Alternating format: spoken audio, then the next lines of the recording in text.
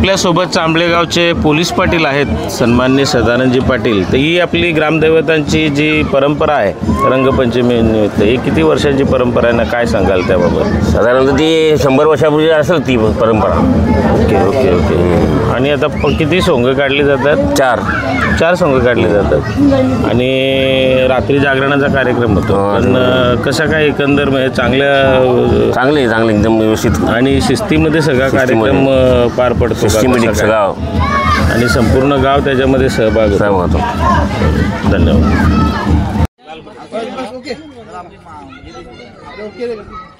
आता आपण आहोत पालघर जिल्ह्यातील वाडा तालुक्यातील चांबळे येथे आणि शतकानुशतकाची परंपरा असणारा ग्रामोत्सव साजरा होतोय। रात्री जागरणासाठी या ठिकाणी नाटकाचा कार्यक्रम झाला आणि आता ग्रामदेवतांची जी सोंग आहेत ती काढण्यात येत आहेत आणि या सोंगाची परंपरा नक्की काय आहे याबाबत आपले जे ज्येष्ठ नागरिक आहेत, आपले नागोबा पाटील आहेत, पाटोबा जाधव आहेत। नागोबाला मी विचारेन, नागोबा काय नेमकी परंपरा आहे आणि 4 ते 5 सोंग जी काढली जातात आपली, नेमकी काय त्याची पार्श्वभूमी काय? चालवलीच पाहिजे, केलीच पाहिजे। किती सोंगा काढली जातात? तशी 4, पण बाबा आपण आता टोप उरवला का 5वा एक तयार होते। ओके, काय नाव त्याची? बदर, वेतार, महिषासूर, गावदेव। आता याला साधारण किती वर्ष झाली असतील तुझ्या माहितीप्रमाणे? आता आपल्या याच्यातून सांगायला गेला तर अगोदरचा का असेल त्या माहिती नाही, पण लव पटलाच्या असल्यापासून आता काना बघत गेल्याला पण 100 वर्ष झाली असतील आता चालवताना। लव पटलाची अशी परंपरा होती। मी काय म्हणतो, पहिले 90 दिवस घेतले जायचे? काहीच नाही, अजिबात नाही। आणखीन एक बाब अशी आहे ना गोपाला, आपल्या गावात कधी चोरी सक्सेस झालेली नाही असा विषय, बरोबर? त्याचं काय कारण? जागरूक सगळे ग्रामदैवत आहेत, गावदेवी, असा काय विषय आहे? गावदेवी अशी होती, चोरी करायला चांगल्यामध्ये, पण गावदेवीला सुपारी लावली, सुपारी घेतली नाही तुम्ही, मग तुम्ही त्याचा हात तोडला, गावदेवी हात तोडला, मग ते निघून गेले। आता तुमचा तर वय दोघांचा पण तिघांचा पण 70-75 आहे, तर आपल्या गावात असा दरोडा किंवा चोरी मोठी असा प्रकार आतापर्यंत यशस्वी झालेला आहे? चोराने यशस्वी होऊन दिले। Okay okay. बाकी अधिक काय सांगशील याच्याबाबत? ही परंपरा पुढे चालू राहिली पाहिजे, पुन्हा चालवलीच पाहिजे, बरोबर? आणि दुसरी एक भीती होती का आग्याच्याला तर उद्योग केलाच पाहिजे, नाही तर गावात कुठेतरी आग्याचा संभाव आहे, नव्या पिढीने जोपासला पाहिजे, केला पाहिजे, बरोबर? म्हणून आम्ही साथ देतो, पाठिंबा देतो, त्यांना दाखवतो। करणार नाही करणार हे तुमची आदत, आम्ही करतात का? आता नवी पिढी करते आपण त्यांना पाठिंबा देतो, करते। धन्यवाद। शतकानुशतकेची परंपरा असणारी ही चांबळेगावचा ग्रामोत्सव या ठिकाणी साजरा होतोय। रात्री जागरणाच्या निमित्तानं या ठिकाणी नाटकाचा कार्यक्रम पार पडला आणि आत्ता ग्रामदेवतांची सोंगे जी आहेत ती या ठिकाणी पार पडतात। अनेक दशकांची शतकांची याला परंपरा आहे आणि 5 सोंग या निमित्तानं काढली जातात आणि आज आपण बघतोय की नवी पिढीसुद्धा यामध्ये सहभागी होताना दिसते। हे सोंगा असतील किंवा संपूर्ण कार्यक्रमामध्ये पंचक्रोशीतले सर्व ग्रामस्थ या ठिकाणी सहभागी झाल्याचं दिसून येते आणि ही परंपरा कायमस्वरूपी आपल्या गावामध्ये कायमस्वरूपी ठेवण्यात आलेली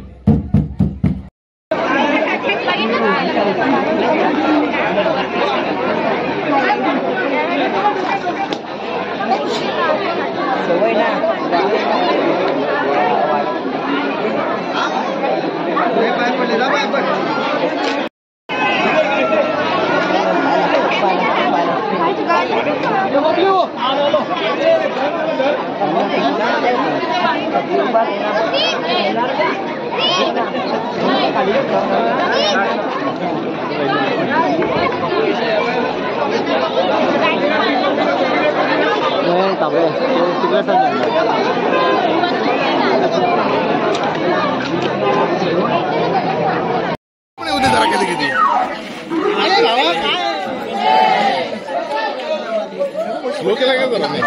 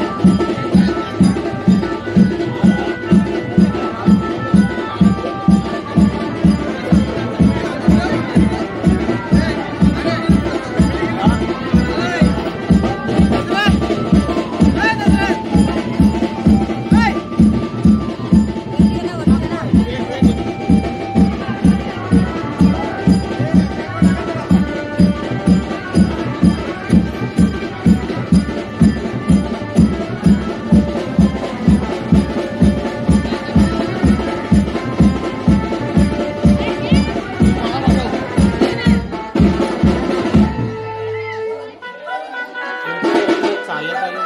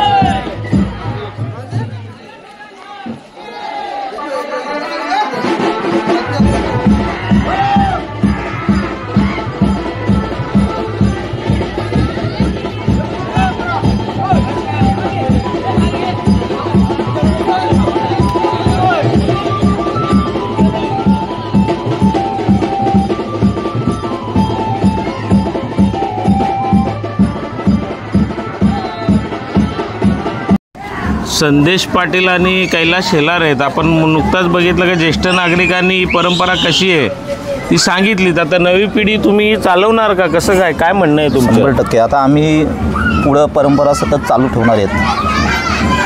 कैलास शेलार, जुन्या लोकांनी जो वारसा आम्हाला दिला तो वारसा आम्ही पुढे नेण्याचा नक्कीच प्रयत्न करू. त्याला तरुण पिढी आम्ही चांगल्या प्रकारे सहभाग अगदी म्हणजे ही जबाबदारी चांगल्या प्रकारे पार पाडू.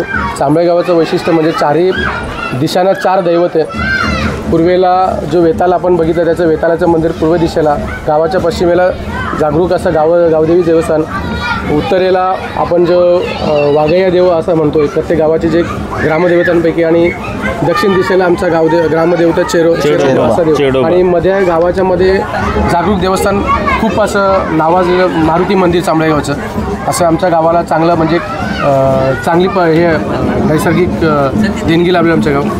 नवीन पिढीला कसा काय प्रतिसाद आहे या सगळ्या विषयासाठी, सांस्कृतिक परंपरेसाठी? नवीन पिढीसुद्धा या कार्यक्रमामध्ये, आता आपण जो रात्रीचा जो कार्यक्रम बघितला याच्या अगोदर तुम्ही बघत असाल की साधारणतः 40 ते 50 वर्षाच्या पुढील लोक या नाटकामध्ये भाग घेत होते.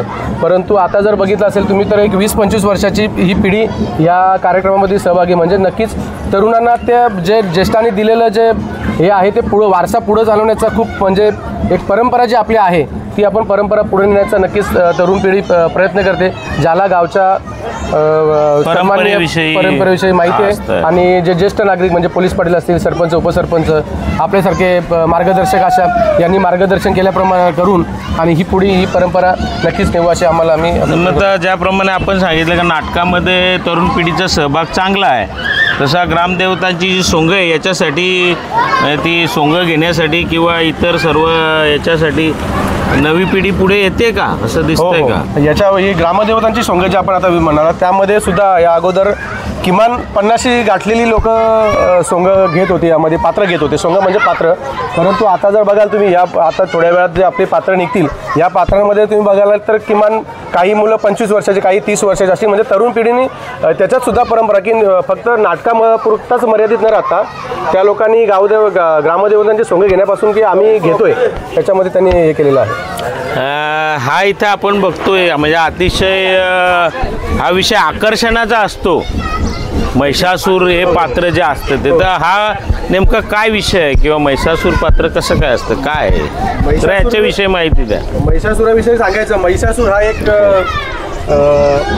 आपण जो याच्यामध्ये बघितला होता की ज्या कार्यक्रमामध्ये आपण बघायचो टीव्ही सिरियलमध्ये महिषासूर मर्दिनी जिचं राक्षस स्वरूपी तो आहे महिषासूर मर्दिनी म्हणून हा त्याला हे अकराल विकराल एक रूप दिलेलं आहे की हा महिषासूर म्हणजे ज्याचा देवीनी. आणि या परंपरेमध्ये देवीच त्याचा वध करून जेव्हा आमच्या लढाई होता त्यामध्ये गावदेवीच्या लढाईमध्ये गावदेवीचा आणि याचा समोरासमोर सामना होतो आणि गावदेवी त्याचा लढाईमध्ये वध करते महिषासुराचा. जसा महिषासूर मर्दिनी महिषासुराचा केलेला आहे त्याप्रमाणे आपली ग्रामदेवता गावदेवी आहे ही महिषासुराचा वध करतात. मी पूर्ण घे असं चारी बाजूने घे जाते बाजू